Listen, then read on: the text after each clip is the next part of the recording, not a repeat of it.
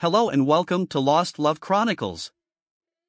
Dear listeners, before we get started, drop a quick hi in the comments and let us know where you're tuning in from. Also, if you have any suggestions for us to make the channel better, please let us know. Now let's start with the story. I was cheated on, threatened, and treated like a fool, so I took down her lover and reclaimed my life in a big way. Often, it's the smallest details that make or break moments. Consider the 1986 Challenger disaster, where an O-ring failure led to the loss of 7 lives and hundreds of millions of dollars. Similarly, a tiny blood clot, barely visible under a microscope, can be fatal by blocking blood flow to a vital part of the brain. Even a small patch of ice on the road can cause a vehicle to spin out of control, resulting in a deadly accident. The list goes on. Seemingly minor issues can have catastrophic consequences for major undertakings. Marriage is undoubtedly one of life's most important commitments. I, for one, hold my marriage in the highest regard. I've been married to my wonderful wife Angela for just over 8 years, and we have 2 amazing sons, Cameron and Charles. Though I didn't earn a college degree, my skills as a mechanic have allowed us to live comfortably in a spacious home. Despite the long hours at work, the financial security I provide makes it all worthwhile. My marriage has always been the highlight of my life, and I've worked hard to support my family. Sadly, it's often the smallest things that unravel such vital promises. For me, the decline began with a tiny blood vessel in my brain. Its proximity to another vessel caused swelling and triggered a painful migraine. I experienced one such episode on a very tragic day. The symptoms were all too familiar: sensitivity to light, loud noises, and a deeply unpleasant sensation. The sudden onset of intense pain caught me off guard. Without my Myrix inhaler, I had no way to ease the agony. While I still had some tablets, they were slower and less effective in reducing the pain to a manageable level, leaving me unable to work. I stumbled into my boss's office to deliver the bad news. He immediately took charge, calling his secretary Penny and instructing her to carefully escort me home, emphasizing that I should not drive. My manager gently guided me out of the office and down the hallway toward the exit, urging me to leave right away. Penny helped me lean against a wall to shield my eyes from the harsh sunlight before heading to her car. I closed my eyes tightly and pressed my hands to my temples, trying to ease the relentless pounding. During the drive, my vision blurred and the light grew unbearable, forcing me to keep my eyes closed. The sounds around me intensified into a maddening whirl, and a foul odor made my stomach churn. Thankfully, Penny knew the route to my house, so I didn't need to give directions. It felt like an eternity before we stopped outside my home. She helped me out of the car and inside, where I followed her lead, barely able to walk on my own. Once we reached the kitchen, I asked Penny to get my inhaler from the refrigerator. She handed it to me and held my hand steady as I inserted it into my nose, taking a deep breath as the medication entered my bloodstream. Then I asked her to take me to the living room next to the kitchen and help me onto the sofa. I requested that she draw the shades and turn off all the lights, which she did promptly. After a few minutes, I began to feel some relief and assured Penny she could leave. Gratefully, I thanked her for her help and savored the calm and quiet as she departed. I must have dozed off soon after, the agony fading away. Later, I woke to the sound of voices. The room was dark, suggesting it was late in the day. The pain was gone, leaving me sore but free from the lingering migraine. I sat up slowly, half expecting the pain to return, but it never did, thank God. In the dim light, I recognized my wife, Angela, and her neighbor friend, Ronan. Given the darkness and the lights still off, they seemed unaware I was there. Perhaps Angela thought I was simply relaxing after coming home early. My car wasn't in the driveway, so she probably didn't know I was home. Maybe I could surprise them both. I rose quietly, planning to creep toward the entrance and reveal myself. But as I listened to their conversation, I froze. "Come on, Angela," Ronan said. "How was it? Was it as good as before? Give me the details, girl," Angela replied. "It was great. I felt like I was in heaven. Even better than last time, I swear. Almost mind-blowing. The best physical experience ever. Better than with Cameron? Better than your husband?" Ronan asked. "Hell yes," Angela said. "I adore Cameron, but he's never made me feel that way. Never. I wouldn't let him do those things. He'd think I was crazy. But Calvin knows, and I like it. I can't wait until next time." "Aren't you worried Cameron will find out?" Ronan asked. "Have you thought about the consequences? Cameron will never know. And even if he does, so what?" Angela replied. "He's too wonderful to abandon me. He wouldn't risk losing the kids. I'd take them in a heartbeat with a skilled lawyer." "This isn't like you, Angela," Ronan said. "It's worrying. I think you're making a huge mistake." "I adore Cameron, truly," Angela said. "But I refuse to give up what I have with Calvin. I want passion with Calvin and love with Cameron. I need both, and I won't let go." I had heard enough. Though the migraine had eased, the pain in my heart was far worse.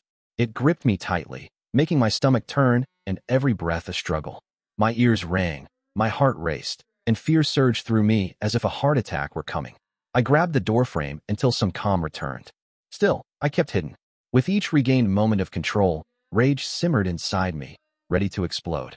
Determined, I stood and walked into the brightly lit kitchen. Ronan was the first to see me, breaking the silence with wide, disbelieving eyes before falling silent. Angela noticed Ronan's reaction, turned toward me, and her expression quickly changed from contentment to shock, horror, and anger. She jumped up, pushed back her chair, and confronted me. "How much have you heard? Why were you spying on me?" she demanded. I met her gaze silently, then looked at Ronan, who quickly excused herself. "I need to leave. If you need some time away, I can look after the boys. I'll call you later," she murmured as she hurried out the side door. I watched her leave without a word and was left alone. I turned my attention back to Angela, the woman I had loved unconditionally for 8 wonderful years, years I had once believed would last forever, where we'd grow old together. But tonight, that hope was shattered. There would be no forever for us. Angela ended it all tonight. "Where are the boys?" I asked. "What were you doing while you were having fun with your lover? Did you ever think about them? Or were you too busy with someone else that you left them alone?" Calm but firm, I pressed on. The ache inside me remained sharp and deep. It would take time for everything to settle. Angela's face twisted with rage, masking her beauty with bitterness. Perhaps that mask revealed the real Angela all along. "The boys are with Pete," she said. "Ronan and I went shopping, and Pete was watching them. I wasn't with anyone else, just Ronan." Her tone was triumphant as the anger on her face morphed into satisfaction. Realizing I was home, she asked, "What are you doing here? Where's your car? Why were you sitting in the dark? Were you spying on me, trying to catch me in the act?" "I got home early with a bad migraine," I explained. "George asked Penny to drive me because I couldn't tolerate the light. I took the inhaler and fell asleep. I've been here ever since." My stomach twisted and I felt nauseous. "Your voices woke me up, and what I heard made me sick. I need to use the bathroom." With that, I hurried off, hoping to empty my stomach. Though not completely successful, my body did its best. I settled onto the cool bathroom floor, feeling some relief as my body relaxed against the porcelain. Slowly, my stomach settled, my breathing evened out, and the moisture on my face dried as the nausea faded. After a few moments, I stood, splashed water on my face, and rinsed my mouth. Once the trembling passed, and I regained my composure, I returned to the kitchen. Angela sat by the window, staring out silently. "I'm going to get the boys and put them to bed tonight," I said, rushing past her and heading next door to the Andersons. Pete and Ronan Anderson were not just neighbors, they were good friends. We'd spent many evenings chatting and drinking together. Best pals, I thought bitterly, wondering what Pete knew. I should have asked before knocking on their back door. When I entered, Ronan was sitting at the kitchen table talking with her husband. She seemed nervous, and he looked up at me with sympathy. It was clear she had already told him. "I've come to get the boys. Are they ready to go home?" I asked. I walked past Pete into the living room, where I assumed the boys were with their teenage daughter, Calvini. They were gathered around a puzzle, with Calvini watching over them. When I entered, she smiled. "Hello, Mr. Pierce. Are you here for them?" When I nodded, she said, "I'll get their jackets." I stood there watching them, overwhelmed by sadness. What used to be moments of simple joy now carried the weight of betrayal. The innocence of family life had been shattered by adult greed. In many cases, the damage is beyond repair. It felt like one of those moments. "Thank you, Calvini. I'll be in the kitchen when they're ready," I said. I returned to the kitchen where Pete and Ronan sat. I looked at Ronan, then at Pete. "Did you two know? Did you know she was cheating on me?" "Pete, did knowing while we were together give you some twisted satisfaction? A nasty thrill?" My anger pushed me to use harsher words than necessary, but I needed answers from my closest friends. I should have sensed something. Pete glanced at Ronan, his anger clear, before replying, "I promise, friend, I had no idea. If I had, I would have told you right away. I can't believe my wife knew and kept it from me. It's despicable. You don't deserve this. I won't apologize for her, but I'll be there for you if you need me." His eyes hardened as he looked at his wife. I believed him. He would have told me if he knew. So there was Ronan and Angela's secret. "Thank you, Ronan," I sneered silently. "Thank you for turning me into a betrayed fool, someone who didn't need to know his wife was having an affair. I hope that sits well with you, knowing what you knew while thinking about me." I turned just as Calvini approached quickly, smiling, as the boys emerged, each holding cookies. I prayed silently that Calvini hadn't overheard my earlier words, but her expression suggested otherwise. This would be the last time Ronan spent with my boys, that much I promised myself. I didn't know how, but I would figure it out. We entered through the back door, and the boys hurried upstairs to change before dinner. I crossed the empty kitchen into the dim living room where Angela sat, keeping the room dark much like the secret she'd kept. I turned on a nearby lamp and pulled back the curtains, letting light reveal the shadows that hinted at the hidden truths about my once-beloved wife. Angela looked miserable, tears streaking her pale face, her shoulders slumped. All her defiance had melted away, revealing the scared woman I had suspected was there beneath. But it was too late for such a transformation. Instead of comforting me, her sudden vulnerability terrified me. Was she truly sorry, or just scared? I couldn't believe how much had changed in mere minutes. No, this was the opening move in our power struggle, a deceitful woman hiding her betrayal. Her face showed not regret, but cunning and dishonesty. I confronted her. Who is he? What does he give you that I don't? She stayed silent until I realized she wouldn't answer. As I turned to leave, she finally said, his identity doesn't matter. It's not about you, Cameron. I'm truly sorry you found out this way. I never meant to hurt you. I never wanted you to know. I'm sincerely sorry you overheard my conversation with Ronan. Please, you must understand. Funny, I thought. No apology for what she did. No remorse for the betrayal. Only regret for being caught, and for me learning the truth. I shook my head and sank into the recliner she had given me on our 5th anniversary. I used to treasure it. Now, it was just a piece of furniture. Let me clarify, she said, our story doesn't have to end here. We can salvage what we have if only I tried to understand. We could move forward, she begged, using that familiar expression she always used when asking for something I disagreed with. Can you promise me that once it's over, you won't see him again?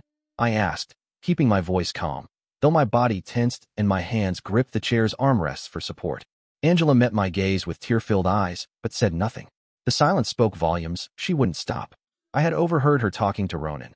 She saw both options, but refused to let me stop her. She wasn't willing to give him up and was seeking my approval. I feel this is your decision, I said.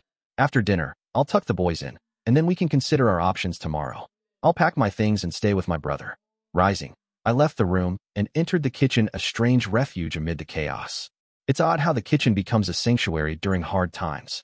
Strange thoughts arise while your world crumbles. Even stranger is realizing your world is falling apart. Angela focused on preparing dinner while I spent precious moments with the boys in the playroom, immersed in their game.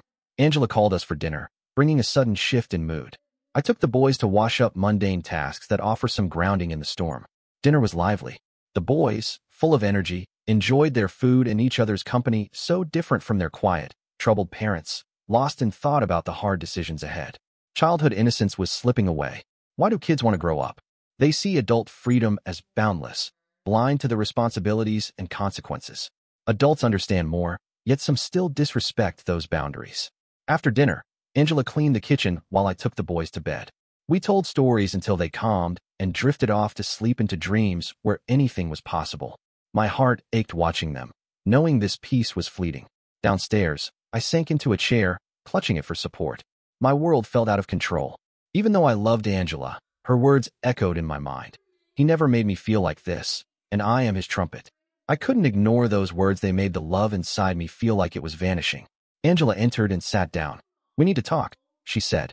I know how unhappy you are, but you have to see it from my point of view. What I share with Calvin is purely physical, driven by the thrill of something new. I expect it to fade soon, but I can't seem to break free.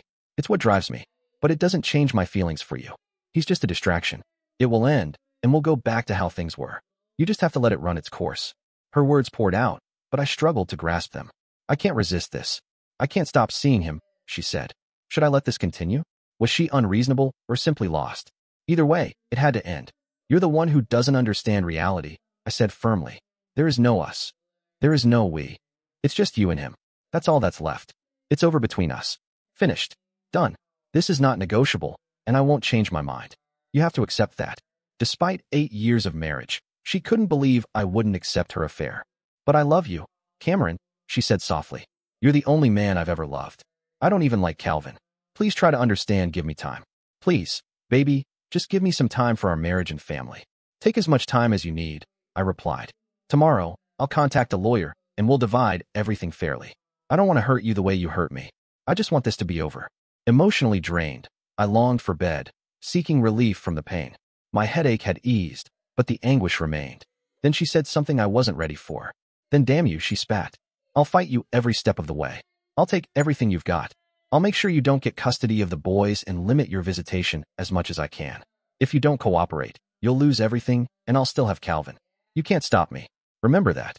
I absorbed her threat, and in that moment, it hit me this marriage had been over a long time ago. Her rage and hatred weren't sudden. They were deliberate and calculated.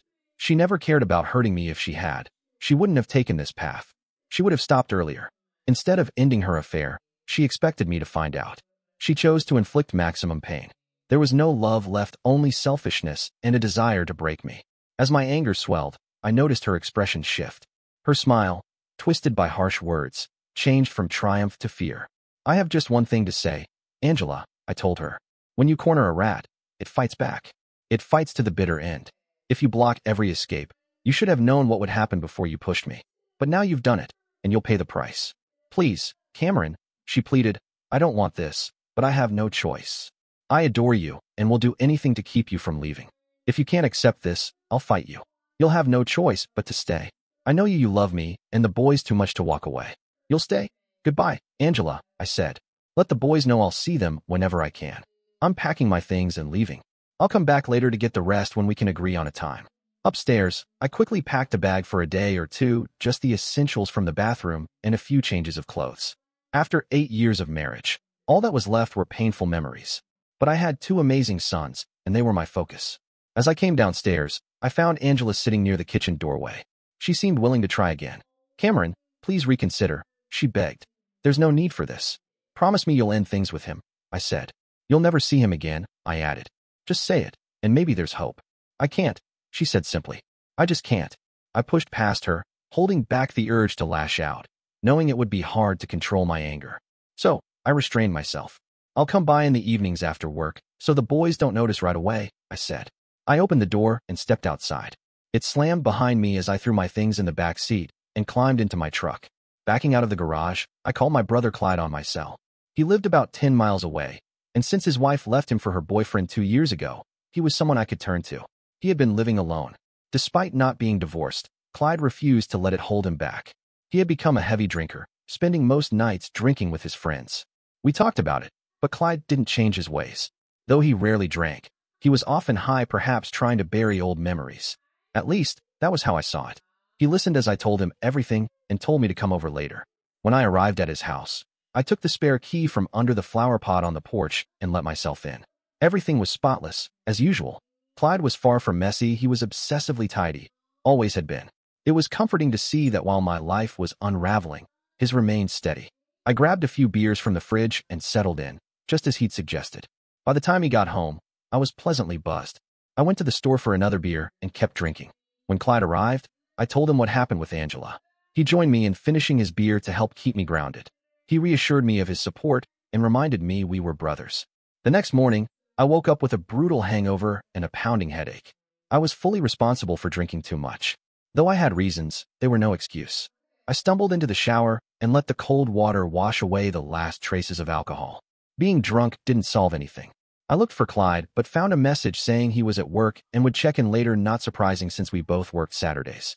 We worked for a company that rented heavy construction equipment to major contractors statewide. Our reputation as skilled mechanics drew customers from far and wide. Our goal was to keep the machines running, no matter the challenges. The job demanded long hours, but paid well enough to support my family, a responsibility I couldn't ignore. I knew I had to keep earning to support Angela's pride and joy, the house. It was large and, to me, a safe haven for our family. I took pride in providing that. Angela, however, seemed to see things differently. To her, it was a safety net, a bargaining chip in case of divorce. She wanted the house for my money, not for the stability of our family. It was to fund her lover's pleasures, lavish shopping sprees, and Victoria's Secret lingerie while I was running late. I turned on the faucet, trying to drown out those painful thoughts. I needed to get to work, where I could focus, plan, and make decisions, things I couldn't manage in my current state. Angela had clearly planned this ahead, expecting my shock when I found out about her betrayal and knowing I wouldn't be thinking straight. She'd twisted the situation to make me the villain for opposing her affair. I got dressed and went out to buy a box of large garbage bags, hoping to stack the odds in my favor. Before Angela left with the boys for her mother's house, I emptied my wardrobe and drawers into the bags. I moved essential toiletries to a smaller suitcase stuffed with bags, loaded everything into the back seat of my truck, and went back inside. I wasn't leaving just yet. I planned to return after work to spend time with the children. I had a lot to consider before making any decisions, but one thing was clear: my marriage was over. Angela would never be my wife, lover, or confidant again. She belonged to someone else now. As I reflected, tears streamed uncontrollably, and I sank to the floor of what used to be our bedroom, overwhelmed by grief. Loss hits hard, especially when you have to keep going at work. I threw myself into my job, working tirelessly even through lunch breaks, desperate to block out thoughts of home, my wife, and the kids. Despite the challenges of fuel injectors, timing chains, and gas pumps, I completed the toughest tasks without complaint, driven by the need to lose myself in work. About 10 hours later, Clyde stepped in, urging me to take a break. "Dude, you're still awake?" he said, surprise and worry mixed in his eyes. "You're making the rest of us look like slackers." "Sorry, little brother," I replied. "I'm just trying to forget everything, lose myself in it all." I must have been close to tears when Clyde led me away from the shop floor to the break room. We'd been inseparable since our parents' tragic accident a decade ago. He was my best man 8 years earlier and godfather to my boys, Cameron Jr. and Charlie. I sat at the table, staring blankly while Clyde poured us each a cup of coffee, bitter but warm enough to comfort. "Okay, spill it," he urged. "Tell me everything." For the next 10 minutes, I unloaded to Clyde how Angela had piled every ounce of shame, humiliation, and contempt onto me. I shared her threats and her calculated efforts to prevent me from reacting while she protected her affair. I recalled her scornful face when she bragged to Ronan about her lover, her cold determination, and her threats to strip me of everything. It was clear her lover's pleasure mattered most to her, and she wouldn't give him up for anything. Clyde was stunned. He had always seen Angela as a virtuous woman and devoted mother. Since I'd never mentioned any problems, he believed our marriage was strong.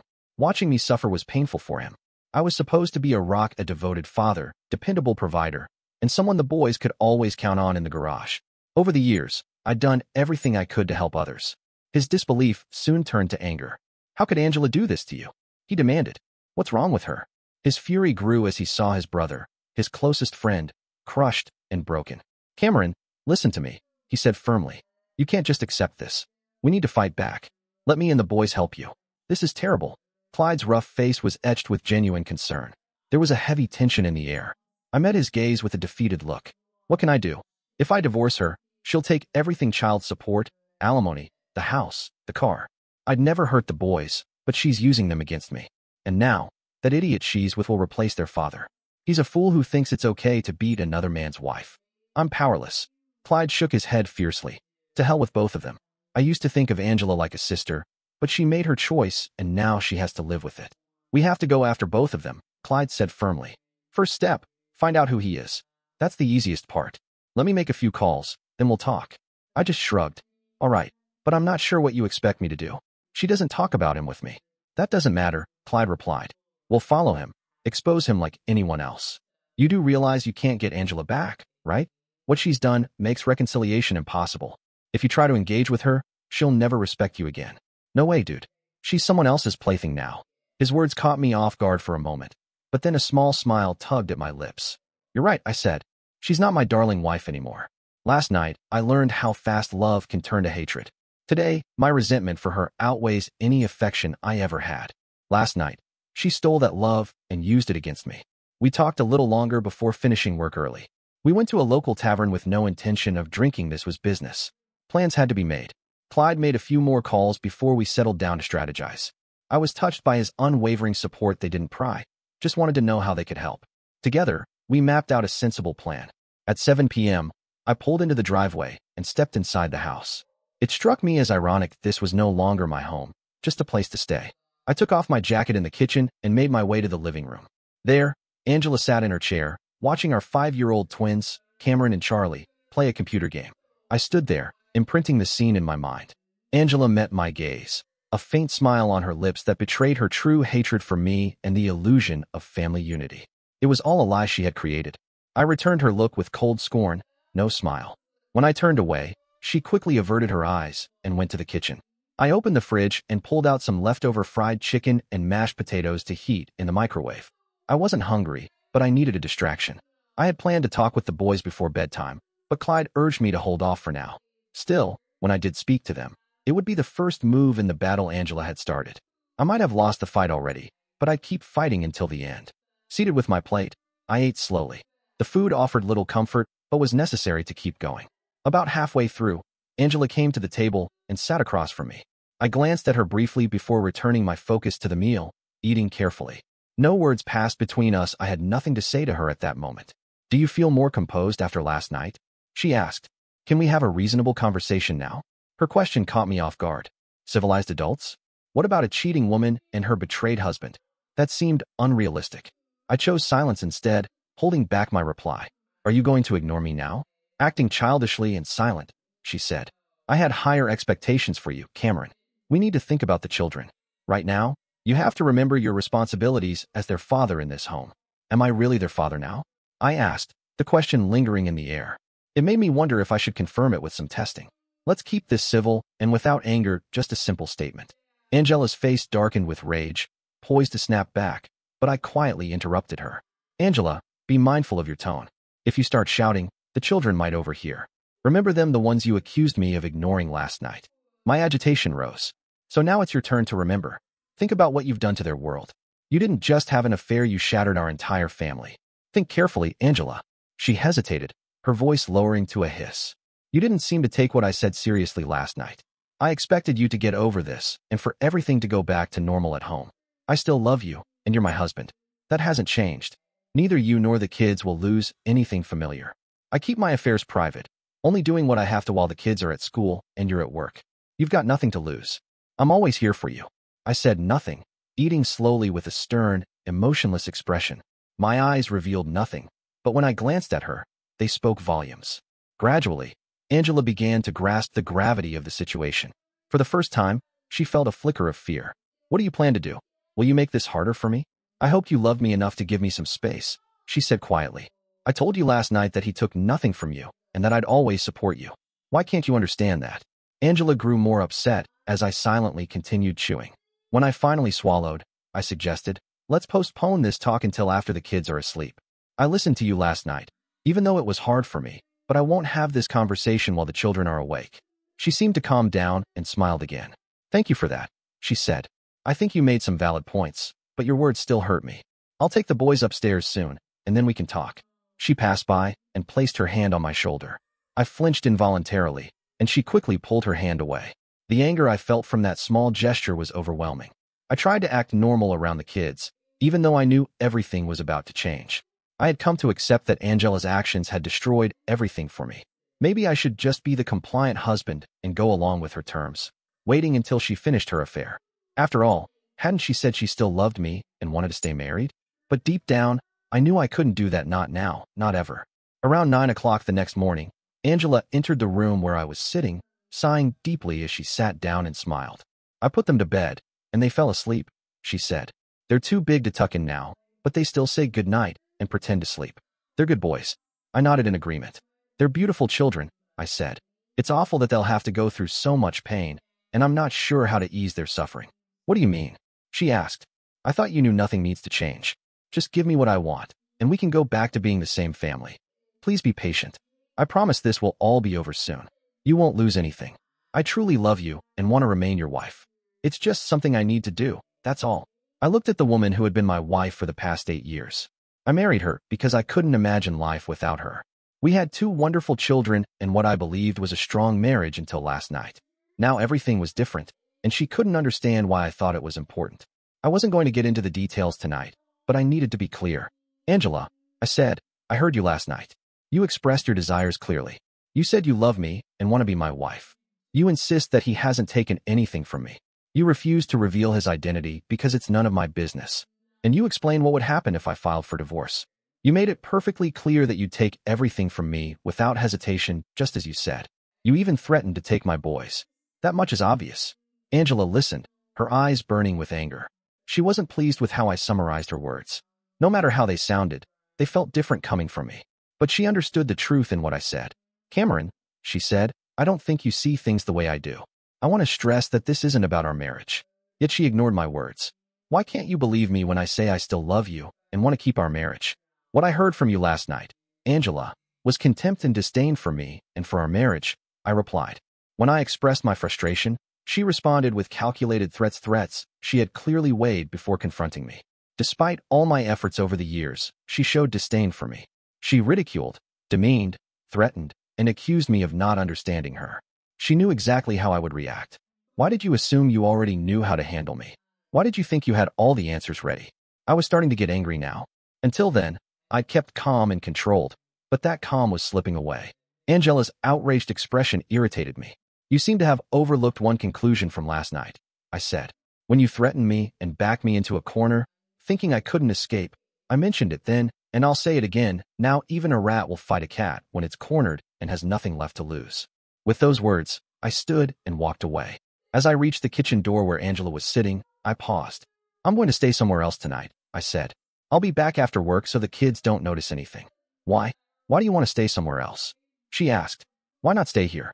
We can't fix this problem if you walk away. Cameron, please don't. I love you and I don't want to lose you. I don't know what I'll do if you leave me. Please, let's try to work this out. There has to be a way to reconcile. Angela, I'm sorry, I said. The only thing I'm sure of right now is that I no longer love you. Your betrayal last night destroyed my love for you. That's all I know for certain. I don't know what I'll do next, but I know there's no going back. Cameron, what about your vows to love and cherish me? She asked. Have you forgotten them? I remember your vows to me on our wedding day, too, I said quietly. I replied, you promised to put everything else aside, but you didn't. You vowed to love only me, yet you shared what we had with another man. I cared for you, loved you, honored our marriage vows, and gave you everything I had. It wasn't enough. You gave something to someone else, handed it away, and broke my heart in the process. So no, I can't just get past this. You've shattered my love for you into pieces. I can leave, and I will. I went to Clyde's place, and he welcomed me to stay as long as I needed. I told myself it was time to finish what we started. Soon, it would all be over, and I could begin again. In the days that followed, I balanced work with evenings spent with my children, but I avoided any further contact with Angela despite her attempts to engage. She yelled once, but I simply left without a word. During a work break, a colleague informed Clyde that the preparations were complete, and we would have results in a few days. All that remained was patience. My schedule stayed the same until the next week. Every evening I came home, Angela grew more agitated. The kids seemed unaffected, but when Charlie asked about my long hours, it gave me some reassurance. He seemed satisfied, and the brief crisis eased. Angela kept asking questions, but I ignored her and left after she put the kids to bed. By the end of the week, Clyde came into the break room and handed me a folder without a word. Inside was a brief report. Calvin Connors, a 24-year-old junior attorney at Lincoln Rice & Holmes, had been divorced 2 years ago. He was financially stable and living in a condo that Angela had visited several times that week. Now that I had his name and address, I wondered what attraction he held that I couldn't see. But it no longer mattered. If Angela had come to me sooner, maybe things would have gone differently. So what happens next? I asked Clyde. What should I do? Though the problem was mine, I looked to Clyde for advice. He seemed to be in control. I felt fortunate to have friends and a brother like him, kind and hardworking, who earned loyal friends. I needed them more than ever. Everything's in motion, Clyde said. The first move happens tonight. I'll call you once everything's arranged. Keep your phone close. Then you can tell her and put an end to this. Knowing what needed to be done didn't bring relief. This wasn't how I wanted to handle it, but Angela and her lover left me no choice. I had to fight back. I wasn't a lawyer or a wealthy strategist. I was a mechanic, a hard-working man proud to provide for my family honestly. Angela meant a lot to me, but my efforts weren't enough for her. That was fine. My plan fit with my world, and she would soon see that. When I got home, I joined my family for dinner as usual. Angela interacted with the kids, and I took part in the conversations and activities, hiding my nervousness. After dinner, I spent quality time with the children playing video games and helping with homework, the typical husband and father. Angela, having just finished the dishes, looked around, seeming more at ease, as if she expected everything to go back to normal soon. While I was playing video games with my boys, Calvin Connors left his office and drove across town. He kept thinking about the intense encounter with Angela at his house 2 days earlier. When he had asked why, she seemed relieved that he'd finally agreed to get closer after their rendezvous. She revealed that her husband had discovered their affair. Calvin was shocked, but Angela reassured him not to worry. It struck him as odd that her husband's knowledge seemed only to make her more daring. Regardless, it had been the best physical experience he'd ever had, so he pushed the thought aside. As Calvin walked past an alley toward his car, he suddenly stumbled and felt a sharp pull. Struggling to keep his balance and avoid falling, he was grabbed by the arms and dragged down the alley into a courtyard. 2 large figures, one on each side, pinned him against the building's wall. He He tried to see their faces beneath black ski masks. Despite their intimidating presence, fear began to creep in. He had little money and no flashy belongings, so he wondered what they wanted. A third masked man wearing gloves stepped forward and grabbed Calvin's chin firmly, lifting his face. In a stern voice, he asked, "Are you familiar with a woman named Angela Pierce, idiot?" Hearing her name sent a shiver down Calvin's spine. "No," he stammered. "So that's what this is about, her darn husband. She never said he was involved?" "No, I don't know anyone by that name," Calvin said shakily, determined to deny everything. The heavy man suddenly struck Calvin in the ribs with a blow that sent excruciating pain through him and stole his breath. Dizzy, stars spun before his eyes as the agony took hold, filling him with deep fear. "I'll ask again," the man said. "Are you familiar with a woman named Angela Pierce, idiot?" Unable to keep up the denial, Calvin gave in. "Yes, I know her," he admitted, silently praying, "Please God, let me get out of here alive." "You'll never cross paths with her again," the imposing figure said, waiting for a response. Calvin nodded, his words clear. "I get it. Maybe this is just a warning," Calvin thought. He could accept that. The big man's voice grew ominous. "I need to make sure you understand this fully. My pals and I aren't convinced someone like you messing with other men's wives is very smart. So we're going to make sure you comprehend." As they released their pressure against the wall, Calvin steadied himself. The first blows hit hard in the groin, causing him to double over in pain. Despite the agony, they kept him from collapsing and slammed another blow into his ribs. A sharp click told him a rib had broken. Then a devastating hit to his jaw nearly knocked him down. More strikes followed to his groin until, mercifully, he blacked out. They likely kept beating him until they finally stopped. When he gradually regained consciousness, they kept repeating a few words into his ear, drilling them in. His memory blurred until he woke up in the emergency room at Memorial Hospital. Though his injuries weren't life-threatening, he was admitted to the general care unit heavily medicated and in intense pain. Grateful to be alive, he whispered a prayer. He was told that she might contact him and that he must say exactly what he was instructed. He remembered the words he had to convey to her. "I deeply apologize, Mrs. Pierce. It was my fault, and I deeply regret it. I will cut off all contact with you and your children. I'm sorry our paths ever crossed. Goodbye, Calvin." Reclining on the bed, he waited for her call, rehearsing these words in his mind to avoid any mistakes. He reminded himself that any slip-up wouldn't go unnoticed and the consequences would be harsh. Repeating the phrases one last time, he vowed never to pursue a married woman again, no matter who she was. Just after 8 p.m., while playing with the twins, my phone rang. Excusing myself to another room, I answered, seeing Clyde's caller ID. I heard a brief message. "It's done. Lesson 1 completed. He was admitted to the hospital." Then the call ended. Returning to the living room with a smile, Angela noticed but said nothing, returning my smile in response, which I took as good news. Later, she took the children upstairs, glancing at me with a questioning look. I assured her I'd be there when she came back. She smiled brightly and went about putting the kids to bed. Settling into the living room, I waited in anticipation the moment of reckoning had come. Angela returned carrying a coffee pot and cups. She suggested we talk further, noticing my quiet resignation. She expressed relief, professing her love and fear of losing me over something so trivial compared to the depth of our relationship. I watched her as she spoke. Her beauty still captivated me. After all, she was the woman I had cherished for so long, and I had once envisioned growing old with her. But those plans, those dreams, were now shattered. "Let the end begin," I said. "Angela, I need to tell you something, and I need you to listen carefully. I know your lover's name is Calvin Connors, a junior associate at Lincoln Rice and Holmes. I know everything about him, including your 2 meetings this week." Angela looked surprised and seemed ready to respond, but I motioned for her to stay silent. "That's the problem," I continued. "You threatened me with divorce when I expressed my anger. You threatened to take everything I have. I remember your exact words. They're etched into my mind. I'll take everything you have. You said more, but those words lingered, words full of contempt that destroyed our marriage. Those words pushed me into a corner where I felt I had no choice but to watch you with another man." I told her, I said the other night that cornered rats fight back. Now I saw the fear and discomfort on her face. She didn't know what was coming, but she was smart enough to know it wouldn't be good for her. Her shoulders tensed, and she instinctively pulled her head back defensively. "I know you told Ronan that I never made you feel the way you did with him, that you were his mistress," I said. "I don't regret that. This will end badly for you. Mr. Connors has been explicitly told that his involvement with you is over. He will never see you again or have any further intimacy with you, never. He's also been warned to stay away from my sons, and he agreed." Watching shock and disbelief wash over her face, I went on, I will begin divorce proceedings, citing infidelity. There will be no spousal support for you. Child support will be provided for my sons to ensure they want for nothing as long as you fulfill your responsibilities. I'll make sure you have what you need, but you'll have to work for your own desires. I'll handle the paperwork, and you'll be served.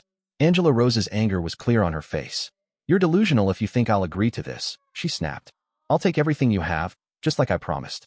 Still defiant despite her fear, she intended to bluff until the very end, just as she had planned. Why don't you call your Mr. Connors right now? I said. Let's see how he responds. Wait, I think you might want to call the hospital. That call I got earlier told me he's in the emergency room at Memorial. I assume you've heard the news by now. Use my phone, I already have his number. Angela stared at me in shock. What have you done? What happened to Calvin? My God, Cameron, what did you do? Why, Angela? Are you seriously asking me that? I replied. I've been here at home with you all evening, and I was at work earlier, so there's no way I could have done anything to anyone. Why do you think I did something? Why would I even think of hurting your lover? You made it perfectly clear I should stay out of it. It's none of my concern. My tone must have frightened Angela. She had never seen me like this before. I was usually calm and passive, never someone who caused harm to anyone. I wouldn't even physically discipline the children. She handled that. Now she saw me in a new light. My expression was cold and stern, my eyes void of emotion. Angela went into the next room, and I overheard her talking on the phone. She came back with tears in her eyes, collapsing into a chair, staring blankly ahead. I stayed composed, picking up the newspaper, knowing exactly what she had heard. Her lover was ending things with her. He was faced with a choice: break it off or endure a beating every time they crossed paths. That ultimatum came from 3 imposing men who intercepted him as he left work earlier.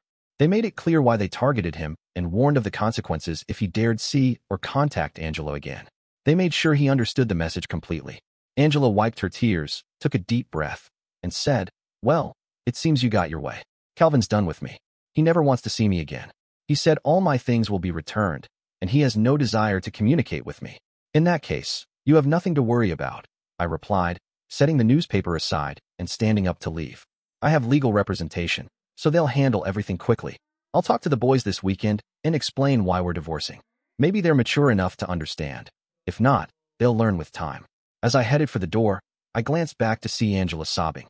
If I remember your words correctly, Angela, I said, you once said this affair would be brief and that we could go back to normal. You're still young and attractive. Maybe you'll find someone willing to indulge your fantasies, someone open to an unconventional marriage, allowing you to have multiple partners. That wasn't me, but that's just my view. Best of luck. Children might not understand this now, but adults have to face the consequences of their actions, and those consequences can be harsh. Angela sat alone in the darkened living room. The silence hung heavy after Cameron stormed out. Her hands trembled as she clutched the now-cold coffee cup. She had always seen herself as the anchor of their family, the one who kept the home warm while Cameron worked long hours at the garage. 8 years of marriage, 2 beautiful boys, a life she had carefully built, brick by brick. Yet now it was unraveling, and she couldn't say when the cracks first appeared. It wasn't really Calvin, not entirely. He was a spark, a brief escape from the dull routine that had seeped into her days. She loved Cameron, adored his steady presence and his calloused hands that could fix anything. But her restlessness had grown. Motherhood swallowed her whole days, blurred by lunches, laundry, and bedtime stories. Somewhere between Cameron's long hours and the boys' endless demands, she had lost herself. Calvin, with his easy charm and reckless attention, made her feel seen again, alive in a way she hadn't been for years. She hadn't meant to hurt Cameron. The affair was supposed to be a secret, a stolen moment to reclaim a piece of herself. She told herself it wouldn't touch their marriage, that she could hold on to the passion with Calvin and the love with Cameron. But hearing her own careless and cruel words through Ronan's voice shattered that illusion. She now saw the ugliness of her choices. Cameron's cold eyes haunted her, his voice echoing in her mind. "You shattered my love for you." Tears fell as she realized how much she had underestimated him. She thought he would stay out of duty for the boys, but Cameron wasn't a man to be controlled anymore.